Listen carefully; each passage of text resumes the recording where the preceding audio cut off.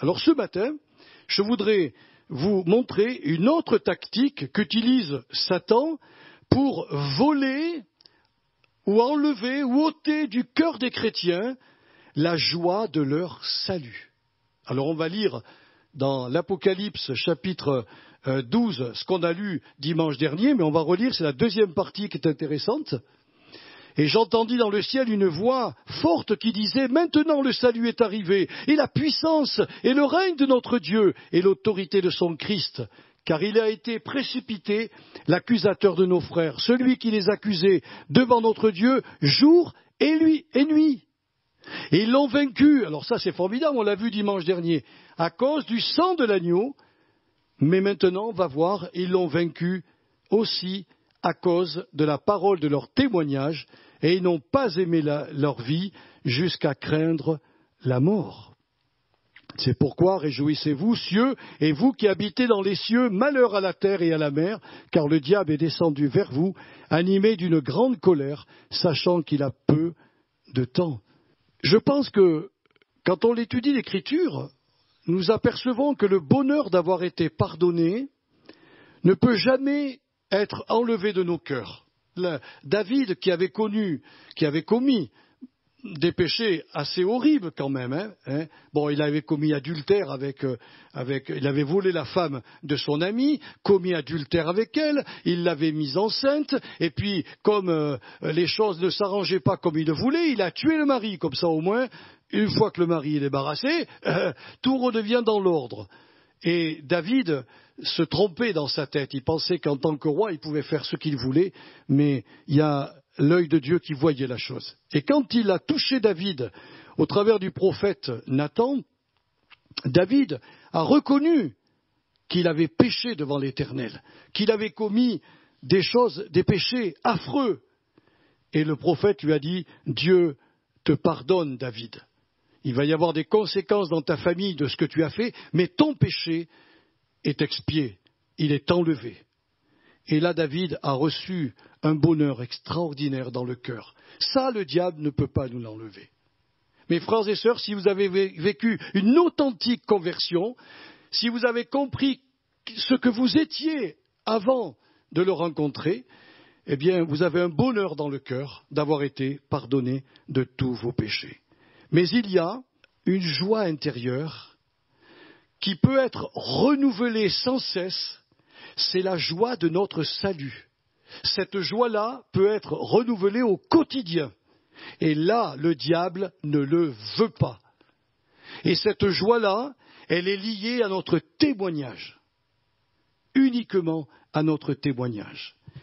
Paul va s'appuyer dans un des passages de la Bible, je vous donnerai le passage tout à l'heure, sur une parole de Jésus. Et il dira aux anciens d'Éphèse, avant de les quitter, il leur dira, il y a plus de bonheur à donner qu'à recevoir. Il est évident que notre cher frère ne faisait pas référence ici à la générosité financière, parce que beaucoup de gens disent, quand ils parlent de donner, ils font toujours référence à l'argent. Mais là, devant les anciens d'Éphèse, il ne parle pas d'argent. Il prend une parole du Seigneur qui concerne évidemment la générosité financière, c'est sûr, mais il parle de toutes les grâces qu'il avait reçues, lui, Paul, et qu'il avait partagées pendant toutes ces années avec les églises locales qu'il avait formées et avec les anciens de ces églises. Et il dira, quand j'ai fait cela auprès de vous, ma joie était au quotidien sans cesse renouvelée. Et il y a plus de joie à communiquer aux autres ce que nous avons reçu du Seigneur que, comme il est dit dans ce verset, je ne veux pas me tromper, il y a plus de joie à donner qu'à recevoir. Il y a des gens qui nous donnent, on reçoit, c'est bien, mais il y a plus de joie à donner, à partager avec les autres. Et c'est là que le diable veut vraiment nous coincer. Il veut vous empêcher, mes frères et sœurs, d'être le sel et la lumière du monde. Ou pour employer une autre expression de l'apôtre Paul, à nous empêcher d'être devant tous les hommes une lettre lue. s'il réussit à faire cela, mes frères et sœurs, s'il réussit à vous, à faire que vous soyez identiques aux gens du monde, il a gagné. Il s'en fiche complètement qu'il ne puisse pas prendre votre salut. Ça, c'est sûr. Il ne pourra rien faire pour vous le voler, votre salut. Mais il va vous empêcher, pendant tout le reste de votre vie, d'expérimenter un bonheur et une joie sans cesse renouvelée, la joie du témoignage qui fait que je partage avec les autres, croyants ou non croyants, les grâces divines qui m'ont été communiquées. Oh, je prie vraiment pour que le Saint-Esprit nous aide ce matin à réaliser pleinement cette réalité de cette œuvre satanique qui prive les chrétiens et de nombreuses églises d'accomplir la grande mission de Jésus, aller par tout le monde et faites des disciples de toutes les nations. Alors ça, les apôtres l'ont fait. Mais aujourd'hui, il n'y a plus d'apôtres. Il n'y a plus d'apôtres comme les 12, il n'y en a plus. Eux, ils ont posé le fondement, ils sont partis, nous avons tout. Nous sommes les fruits des apôtres. Et c'est à nous à continuer cette grande mission, je dirais individuellement, voire même collectivement. Le théologien Dan Carlson demanda un jour à un groupe de chrétiens, c'était des étudiants, mais étudiants chrétiens, de répondre avec franchise à cette question pertinente. Alors, écoutez, ce n'est pas Joël Loubia qui vous pose cette question, c'est un théologien qui l'a posée à un groupe de disciples. Il leur a dit, à quand remonte la dernière fois où vous avez témoigné et expliqué l'évangile à un non-croyant, soit dans un contact personnel, soit dans une rencontre amicale autour d'une tasse de café, ou autour d'un repas, ou encore dans un contexte hostile. Alors il est évident que notre frère, quand il a posé cette question aux étudiants, il n'exigeait pas des croyants qu'ils se comportent comme des représentants de commerce, car l'évangile n'est pas un produit à vendre à tout prix. Vous comprenez bien que Jésus a fait de nous des témoins, mais il ne nous a pas donné, de remplir un quota. Non, ce qu'il leur a demandé, ce théologien, c'est de savoir s'ils avaient bien saisi toutes les occasions et toutes les opportunités que Dieu leur avait accordées depuis leur conversion, comme le dira l'apôtre Pierre aux chrétiens de son époque, sanctifiez dans vos cœurs Christ le Seigneur, étant toujours prêt à vous défendre avec douceur et respect devant quiconque vous demande raison de l'espérance qui est en vous. Il y a des fois dans le témoignage que nous rendons ou dans le comportement que nous avons, des personnes qui viennent nous dire, mais écoutez franchement, moi je suis chrétien ou chrétienne, il y a quelque chose en vous de différent. Qu'est-ce que c'est? Alors là, vous avez toute la liberté d'expliquer l'évangile de Jésus-Christ. C'est extraordinaire. Leur dire, tu sais, je ne vaux pas plus que toi. Ma foi, elle s'est focalisée sur Jésus-Christ. Et ma foi a produit quelque chose de merveilleux. C'est que le Saint-Esprit est venu en moi. Et puis Jésus, sa vie est en moi. Et j'essaye de vivre avec la grâce de Dieu son évangile. Je suis une nouvelle personne. Et je vais te dire comment il faut faire pour devenir toi aussi une nouvelle personne. Voyez-vous, ce sont des occasions ou des opportunités que nous rencontrons sur notre route. J'ai entendu beaucoup de personnes qui m'ont dit, après qu'une certaine personne ait disparu, ah là là là là là là, j'avais tellement envie de lui parler du Seigneur, mais des dizaines de fois, le Seigneur m'a donné des opportunités et je n'ai pas parlé. Et je n'ai pas rendu témoignage de ce que Jésus avait accompli sur la croix du Calvaire. J'ai rencontré beaucoup de chrétiens qui ont du regret, qui ont du regret. Ça arrive à tout le monde, Il ne faut pas non plus se culpabiliser à l'extrême. Mais nous ne sommes pas sur la terre par hasard. Nous n'avons pas été sauvés par hasard. Je vais vous dire quelque chose qui va peut-être pas vous déstabiliser, mais vous réconforter pour être un témoin de Jésus. En réalité, nous avons tous été qualifiés pour être témoins de Jésus. Tous. Voilà une vérité que nous devons à nouveau réentendre. Car de nombreux chrétiens, il faut le reconnaître, pensent que l'annonce de l'Évangile est réservée à des ministères. Ou si vous préférez, c'est l'apanage des ministères. Voilà, ceux qui prêchent, ceux qui ont la parole facile, ceux qui sont sur l'estrade, ceux qui portent le nom d'évangélistes, de docteurs, de prophètes, d'apôtres, de pasteurs, c'est eux qui doivent porter la parole de Dieu. Mais c'est pas vrai. Dans un sens absolu, c'est faux. Tous nous sommes invités à être des témoins de Jésus. Et le Saint-Esprit nous a qualifiés pour cela. La Bible affirme qu'au moment de notre conversion, tous les chrétiens, sans exception, ont été baptisés du Saint-Esprit et remplis du Saint-Esprit. On le voit à la Pentecôte, c'est clair. Ils furent, des langues de feu sont venues sur chacun. Je vous fais remarquer qu'elles ne sont pas venues sur les 12, sur les 12 apôtres. Les langues de feu sont venues sur tous ceux qui étaient réunis dans ce lieu. Tous furent baptisés du Saint-Esprit et tous furent remplis du Saint-Esprit. Et vous savez que le Saint-Esprit, en remplissant ces gens, a accompli ce que Jésus avait dit. Il avait répondu à ses apôtres qui lui demandaient « Est-ce en ce temps que tu vas rétablir le royaume d'Israël ?» Il leur a dit « Ce n'est pas à vous de connaître les temps et les moments que le Père a décidé de sa propre volonté, mais vous recevrez une puissance, le Saint-Esprit survenant sur vous, et vous serez mes témoins. » Alors je suis allé au texte original pour savoir ce que voulait dire le mot puissance.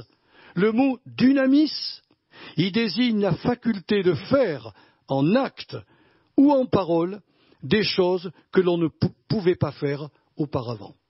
Avant la Pentecôte, aucun disciple n'était en mesure de témoigner de ce que Jésus allait faire à la croix. Il ne comprenait pas, il ne savait pas, il n'était pas qualifié.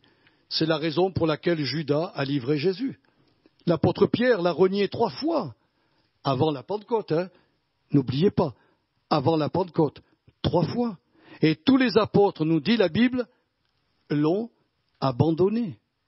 Mais le jour où le Saint-Esprit est descendu sur les 120, que tous furent baptisés et remplis du Saint-Esprit, ils reçurent cette dynamique spirituelle. En français, le mot puissance a donné le mot dynamique. C'est une dynamique que nous avons reçue. C'est une force en nous qui nous rend capables de parler, qui nous rend capables de dire ce que Jésus a fait à la croix. Et les chrétiens sont tellement convaincus qu'il faut être théologien pour parler aux gens, qu'ils parlent peu ou pas du tout. C'est dommage, mes frères et sœurs. Ce n'est pas comme cela que le Seigneur a voulu que les choses se passent. Oui, Satan ne veut pas que nous soyons les témoins de Jésus dans notre propre foyer. Alors vous savez, comme on dit, on en parlait récemment avec mon épouse, nul n'est prophète dans son pays. Vous le savez, Quand vous témoignez auprès de vos enfants, auprès de vos petits-enfants, il y a des petits sourires qui se déclenchent, auprès de vos parents. On vous prend peut-être un peu pour des farfelus ou des illuminés. C'est vrai qu'on n'est pas toujours prophète dans notre propre famille. Jésus a connu cela, parce que la Bible nous dit que ses frères et ses sœurs qui étaient là, à l'écoute de l'Évangile, ne croyaient pas en lui. Donc soyez rassurés, si dans vos familles on ne vous accepte pas, mais néanmoins, vous devez être témoins dans vos foyers, auprès de vos enfants, auprès des membres de votre famille, auprès de vos amis et auprès de vos concitoyens. En fait, le prince de ce monde, Satan, il ne craint pas une église qui se focalise sur l'art de la louange, de l'épanouissement personnel, de l'estime de soi, de la prospérité financière, de la délivrance, voire même de l'enseignement et des devoirs de la sanctification. Tout ça, ce sont des bonnes choses, Il n'y a aucune critique dans mes propos. Mais le diable n'a pas peur quand on fait cela. Il a peur d'une église qui prie avec intensité et qui forme ses membres à aller rendre témoignage de la croix, parce qu'il sait que lorsqu'on parle de la croix, on parle de sa défaite. On parle que les démons ont été vidés et qui n'ont plus à rester dans l'esprit des gens, qui n'ont plus à leur casser les pieds, qui n'ont plus à les dominer. Par contre, faire des séances d'enseignement dans l'Église, apprendre l'art de la louange, de l'estime de soi et tout ça, toutes ces choses sont extrêmement bonnes, il n'y a rien à rejeter. Mais si une Église se focalise là-dessus, et il fera en sorte qu'elle se focalise, alors il va nous priver d'une grande joie, celle de donner aux autres ce que nous avons reçu du Seigneur. Oui, ce qui le paralyse et le rend fou de rage, c'est une Église qui prie avec ferveur et qui motive ses membres à témoigner aux incroyants de ce que Jésus a accompli dans sa vie et dans sa mort à la croix. Voyez-vous, mes frères et sœurs, tant que notre ennemi nous fera croire qu'un réveil spirituel peut venir à condition que nous restions toujours confinés ou repliés entre nous dans un lieu particulier, les âmes des hommes resteront plongées dans la mort spirituelle.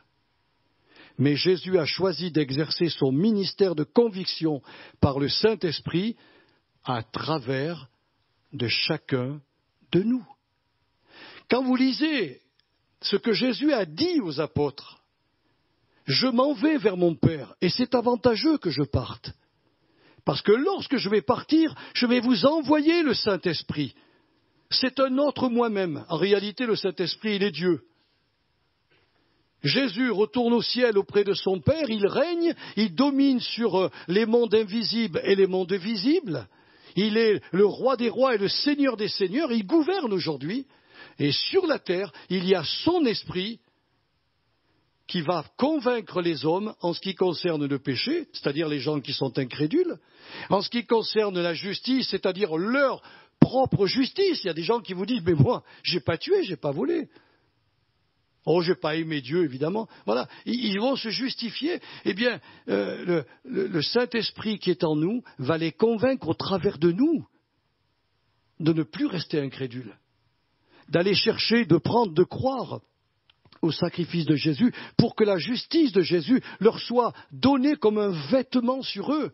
Et on leur dira, mais vous n'avez plus à craindre le diable, il est vaincu. Et si vous êtes un chrétien maintenant, si vous l'acceptez, je vous l'ai dit dimanche dernier, il nous fait passer du royaume des ténèbres au royaume de la lumière. Et quand on passe d'un camp à un autre, il ne peut plus rien faire pour nous récupérer.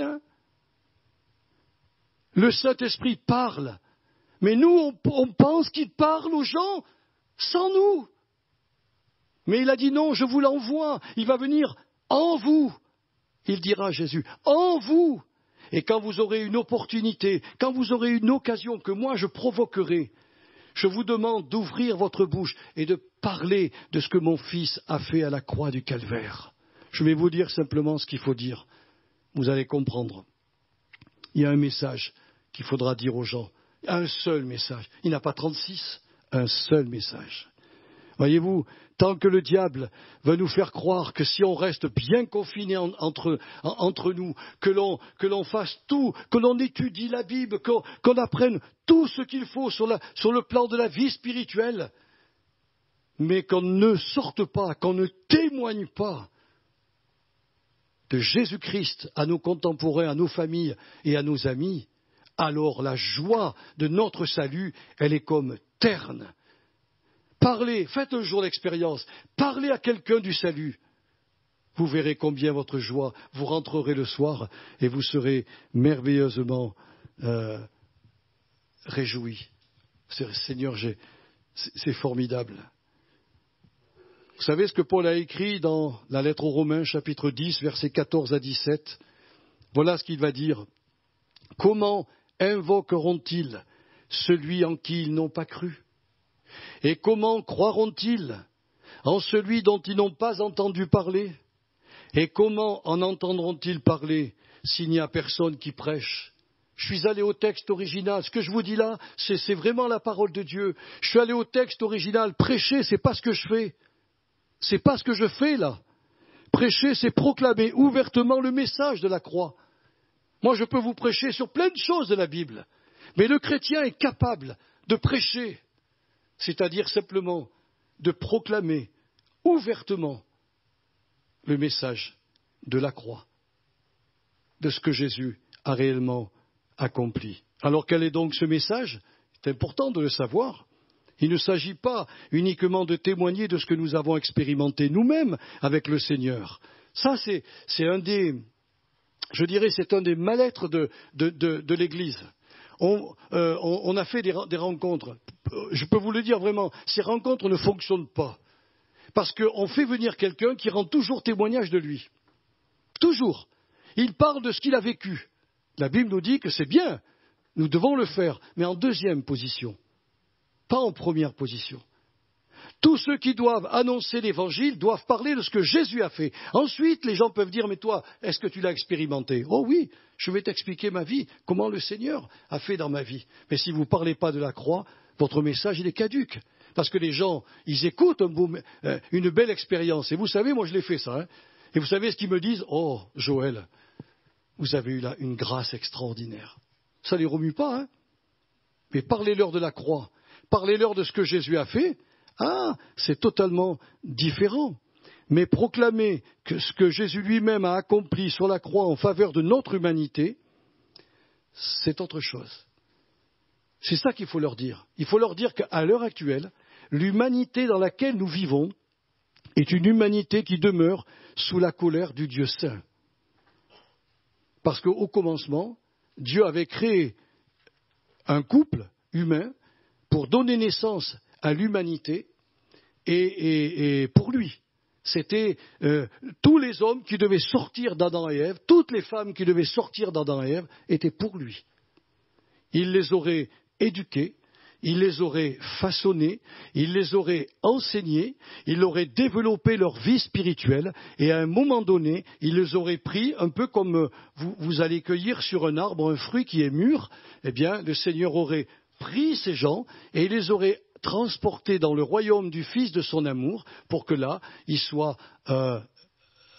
aient un corps comme celui de Jésus. C'était son programme au départ, un corps nouveau, dans la gloire. Il nous voulait pour lui.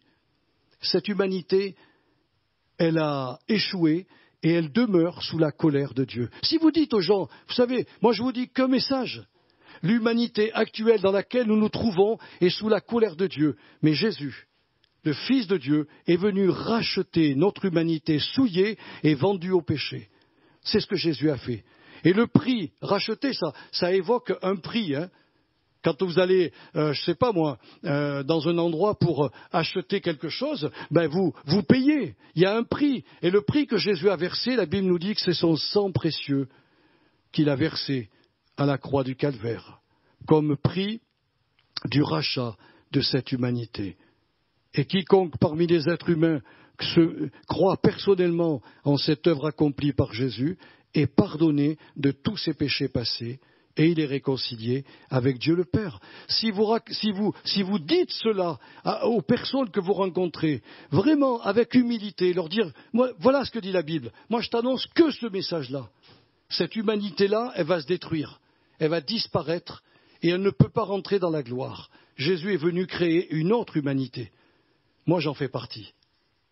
Si tu veux, tout à l'heure, je t'expliquerai mon témoignage. Je ne te force pas, mais je t'expliquerai ce qu'il a fait pour moi. Mais voilà ce que dit la Bible, c'est le message de la croix. Et je peux vous dire que lorsque vous annoncez le message de la croix, le Saint-Esprit est à l'œuvre. Il travaille tout de suite dans les cœurs. Soit vous serez une odeur de vie pour certaines personnes, soit malheureusement, vous serez une odeur de mort pour ceux qui ne veulent pas accepter le Seigneur. Ils vous rejetteront, ils rejetteront son message, c'est leur problème. Nous, on doit continuer à témoigner du Seigneur. Beaucoup de chrétiens s'arrêtent de témoigner, vous savez pourquoi ? Parce qu'ils n'ont pas dans l'Église les résultats escomptés. Ils ne voient pas ici les personnes à qui ils ont parlé. Mais ce n'est pas nous qui sauvons. Nous, on témoigne. C'est Dieu qui rajoute à l'Église chaque jour ceux qui sont sauvés.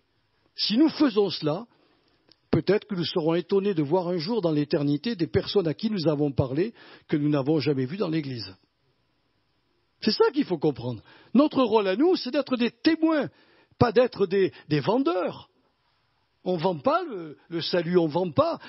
Et beaucoup de gens deviennent adeptes d'une église. Voilà, adeptes comme on devient adepte d'un groupe politique. Mais Jésus n'a pas dit de devenir adepte. Il n'a même pas prononcé le mot chrétien.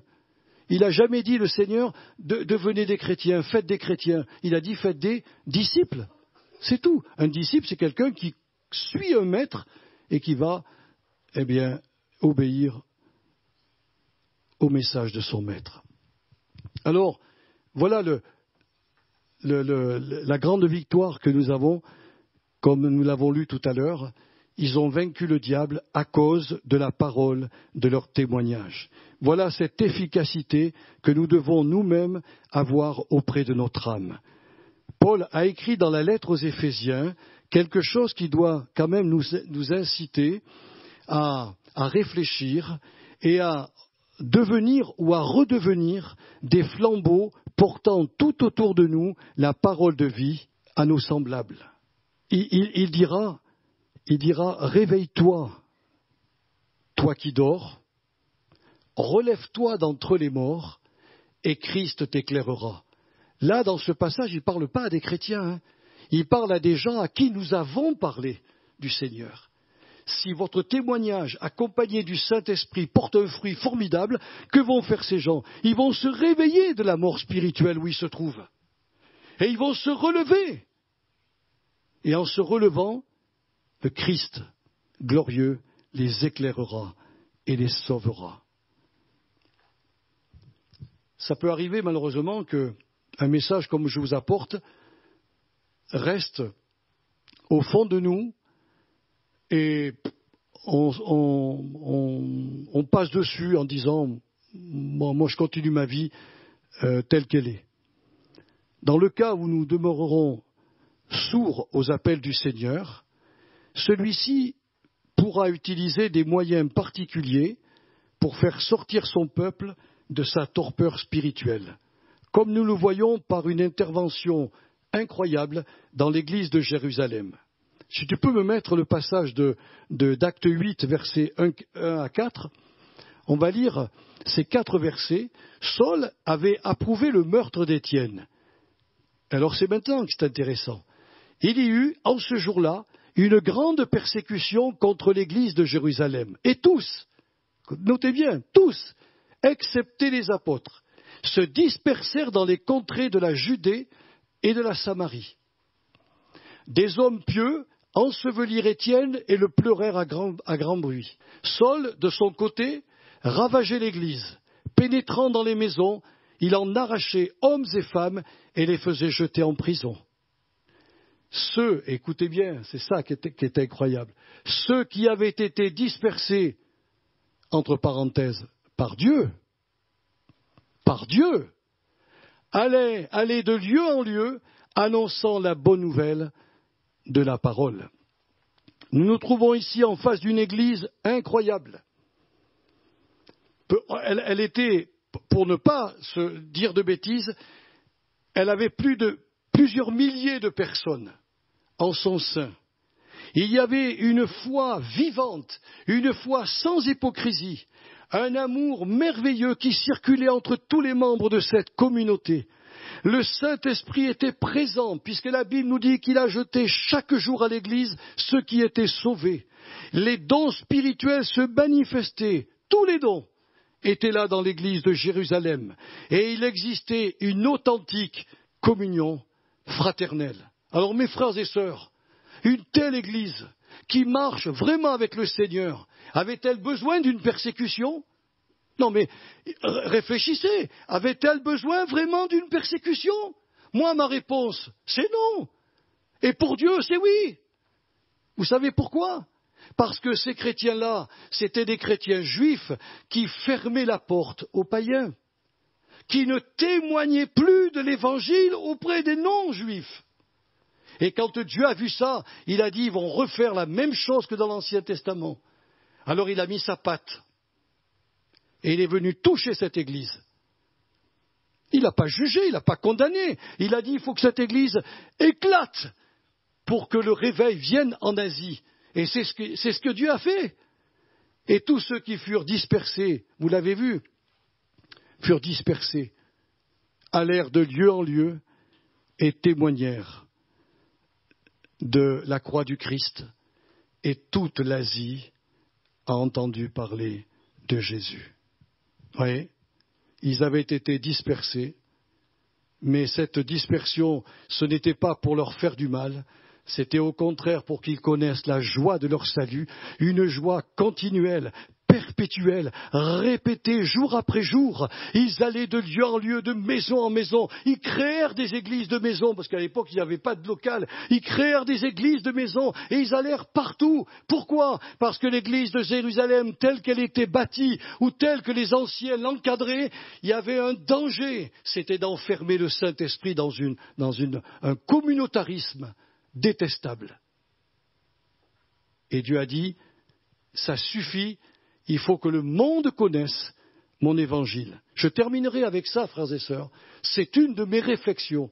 Je ne dis pas que c'est la vérité ce que je vais vous apporter là, mais je me demande si la Covid-19 n'est pas permise par Dieu pour secouer les églises et inciter à nouveau les chrétiens à reprendre le flambeau du témoignage personnel, triomphant ainsi de la haine de Satan par la parole de leur témoignage.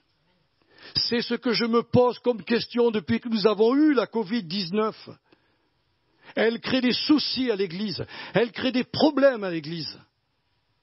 Et jusqu'à présent, que Dieu me pardonne si je dis une bêtise, je n'ai pas entendu sur Internet tous les serviteurs de Dieu qui demandent qu'on se joigne ensemble pour louer et glorifier le Seigneur. J'en ai pas entendu un qui a dit sortez de vos églises et allez témoigner du Christ, allez témoigner de la croix du Christ. Si vous faites cela, alors moi, j'ai l'Éternel, je vous protégerai, je vous garderai. Mais on continue le même programme, inlassablement le même programme. Est-ce que Dieu ne va pas nous secouer davantage ? Moi, c'est la question que je me pose. Alors, il ne faut pas interpréter mal mes paroles. Dieu n'a pas l'église de Jérusalem s'est reconstruite, mais sur un autre modèle, mes frères et sœurs. Tous ces gens qui ont gagné des âmes se sont reconstitués. L'église de Jérusalem a eu comme pasteur Jacques, et il y a eu une grande communauté. Mais ils se mirent à aimer le témoignage. Ils l'avaient occulté. Ou plutôt, Satan les avait occultés dans leur cœur de témoigner de la croix, parce qu'ils savaient qu'en parlant de la croix, on allait dire sa défaite, on allait dire que le message de la croix mettait à bas le diable et glorifiait Jésus-Christ, et faisait que les âmes qui voulaient croire en lui seraient régénérées et purifiées à tout jamais. Voilà ce que j'avais envie de vous dire quand j'ai pris ce témoignage. Oui, ils nous accusent devant le trône de Dieu.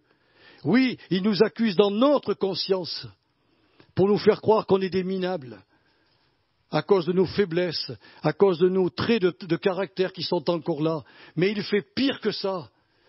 Sa deuxième tentation est encore plus perfide. Il veut nous priver de la joie de notre salut.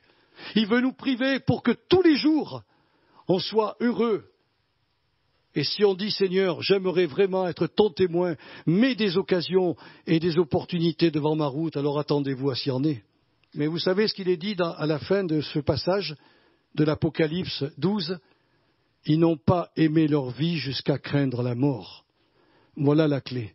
Si vous avez peur de témoigner, si vous préférez avoir votre petit confort, vous pouvez l'avoir, c'est votre liberté, mais vous ne connaîtrez jamais la joie intense du salut qui se renouvelle tous les jours. Des fois, je dis, Seigneur, je me souviens de l'époque où j'étais jeune chrétien. Je parlais à tout le monde. Je témoignais à tout le monde. J'ai invité à mon baptême ma sœur, mon beau-frère, mes amis, tout le monde. Ils ne sont pas convertis pour autant, mais il y avait le feu dans le cœur.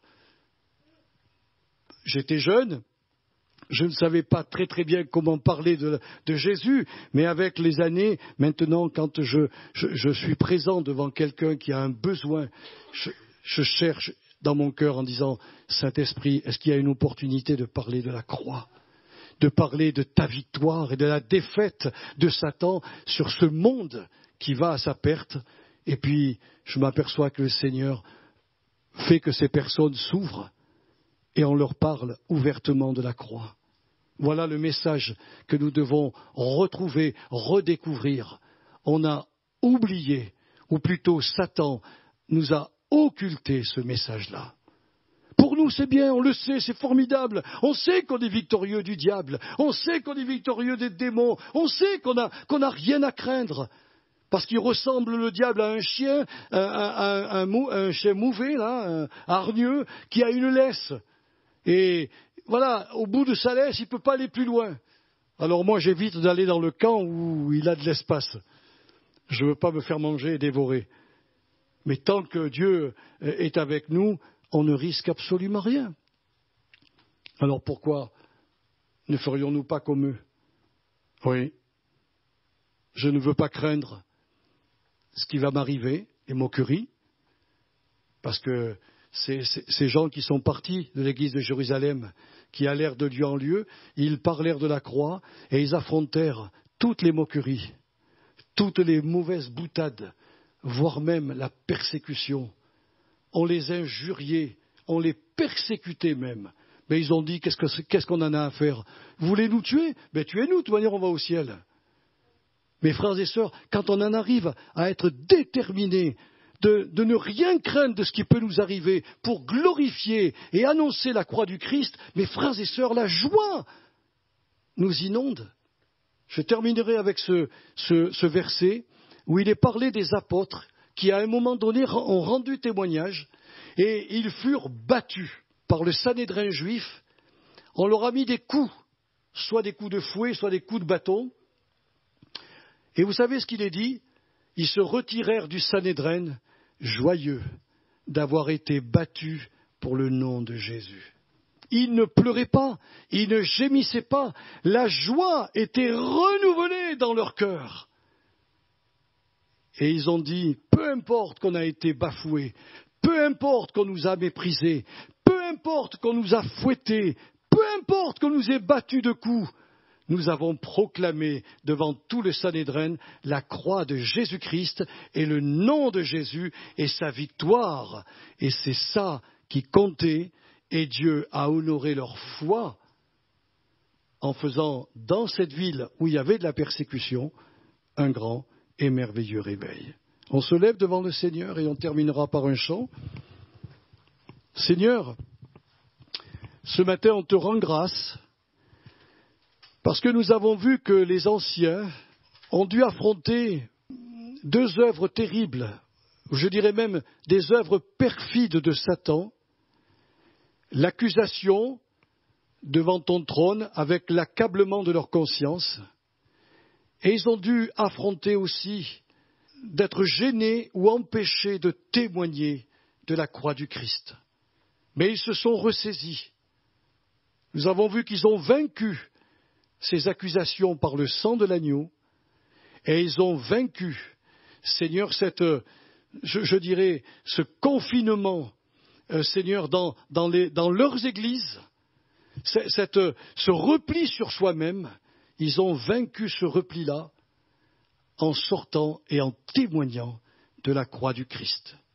Ça a été un chamboulement dans l'église de Jérusalem, soit, mais à la suite de ça, nous voyons que Philippe a été envoyé et il a pu évangéliser une grande ville et amener des centaines et des centaines d'hommes et de femmes à la foi.